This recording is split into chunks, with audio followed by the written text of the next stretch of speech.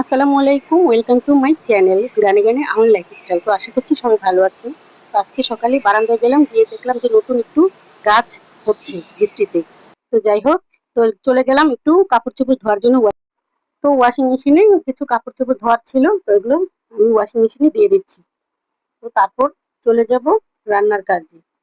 তো আজকে রান্নায় থাকবে নুডলস। আজকে আর পরোটা টরোটা ওইগুলো করিনি, আজকে সিম্পল রান্নাই, একটু নুডলস রান্না করলাম। তো নুডলস খেয়ে নিলাম। তো তারপর এখানে আমি পর্যাপ্ত পরিমাণ পানি দিয়ে সবজির প্যাকেটটা দিয়ে দিলাম, তারপর সবজি মরিচ গুলো সিদ্ধ করে নিলাম, তারপরে ছেঁকে নিলাম। তো এখন তেল দিয়ে দিলাম, পেঁয়াজ দিয়ে দিলাম, কাঁচামরিচ দিয়ে দিলাম, তো দিয়ে একটু নাড়াচাড়া করলাম। তো নাড়াচাড়া করার পরে এখানে আমি দুটো ডিম দিয়ে দিব ভেঙে।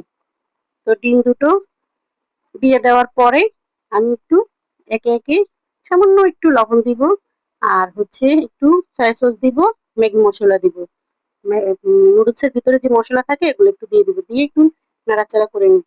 নাড়াচাড়া করে তো এইভাবে বানিয়ে নিব। সাথে একটু অল্প একটু টমেটো সস দিয়ে দিলাম, আর সাথে সামান্য একটু চিনি, টকটা ব্যালেন্স করার জন্য। তো দিয়ে নেড়ে চেড়ে নুডলস গুলো সব দিয়ে দিলাম। তো এই তো আমার নুডলস রান্না হয়ে গেল। তারপর চা খাওয়া খেয়ে করলাম। চা খাওয়ার পরে চলে গেলাম আবার রান্নার কাজে। তো ফ্রিজ থেকে মাছ বের করে নিলাম, আজকে পাবদা মাছ রান্না করব, আর হচ্ছে একটু বট রান্না করব। তো এখানে এই তো আলু, আদা রসুন এগুলো সব মশলা বেটে নিলাম। তো বট রান্না করব। তো সবকিছু আমি মাখিয়ে নিতেছি। তো বট তো রান্না দেখার মতো কিছুই নেই, প্রতিদিন আমরা যেভাবে রান্না করি আপনারা আমরা তো এই একই সিস্টেমে রান্না করি। তো আমি একটু সাধারণ ধনিয়া গুঁড়া আর জিরার গুঁড়াটা ইউজ করি একটু। তো এখানে সবকিছু মাখিয়ে ভালোভাবে দিয়ে দিব প্রেসার কুকারে। প্রেসার কুকারে বটটা দিলে একটু তাড়াতাড়ি সেদ্ধ হয়ে যায়। তো এই তো আমি প্রেসার কুকারে দিয়ে দিচ্ছি, সাথে অল্প একটু পানি দিয়ে চুলায় বসিয়ে সেদ্ধ করার জন্য দিয়ে দিব। তো এই তো পাবদা মাছগুলোকে নুন হলুদ মাখিয়ে নিলাম, নিয়ে এগুলোকে ভেজে দিব। তো সবজিগুলো কাটাকাটি করে নিয়েছি। তো তারপর ফ্রাই প্যানে তেল দিয়ে দিলাম, দেওয়ার পরে এখানে মাছগুলো একটু ভেজে নিব। তো এই তো দিয়ে দিলাম মাছগুলো। মাছগুলো দিয়ে দেওয়ার পরে একটু ভেজে নেওয়ার পরে লাল লাল করে তারপর ভালোভাবে উঠিয়ে নিব এগুলোকে।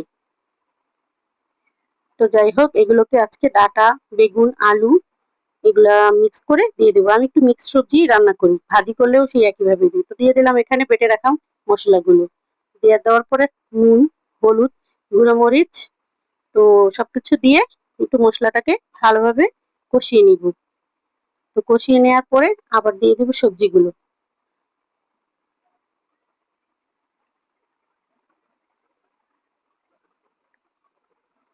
এই তো দিয়ে দিলাম আমার সবজিগুলো। তো সবজিগুলোকে ভালোভাবে একটু নেড়ে চেড়ে নিয়ে নিব। সামান্য একটু পানি দিয়ে দিব যাতে, তো এই তো সামান্য একটু পানি দিয়ে দিলাম এখানে ভালোভাবে সবজিগুলো সিদ্ধ হওয়ার জন্য। তারপর ঢাকনা দিয়ে দিলাম। তো একটু তার ফাঁকে একটু আমরা একটু ফল খেয়ে নিলাম। নিয়ে যাওয়ার পরে এই তো আবার ঢাকনাটা উঠিয়ে একটু নেড়ে চেড়ে দিলাম মাঝখানে। নেড়ে চেড়ে দেওয়ার পরে ভালোভাবে উঠিয়ে এবার আমি দিয়ে দিব পরিমাণ মতো পানি। দেখলাম আলুগুলো সিদ্ধ হয়েছে। তো এই তো এখানে পানি দিয়ে দিলাম। তো একটু বটার মধ্যে ওইটুকু আলু দিয়ে দিয়েছিলাম। মাছগুলো একে একে দিয়ে দিলাম। তারপর আবার ঢাকনা দিয়ে ধনিয়া পাতা দিব নামানো। তো ঢাকনাটা এখন দিয়ে দিলাম। ওই তো আমি একটু ধনিয়া পাতা দিয়ে দিয়েছিলাম, তারপর ঢাকনাটা দিয়ে দিব। তো এই ছিল আজকে আমার এই যে বট রান্নার ফাইনাল লুক।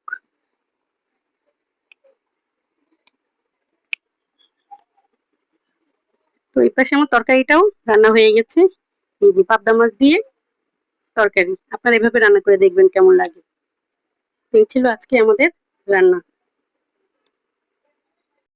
তো এই ছিল আমার আজকের ব্লগ। তো কেমন লাগলো আজকের ব্লগটি আমাকে কমেন্ট করে জানাবেন, আর ভালো লাগলে লাইক, কমেন্ট আর শেয়ার করে দিবেন।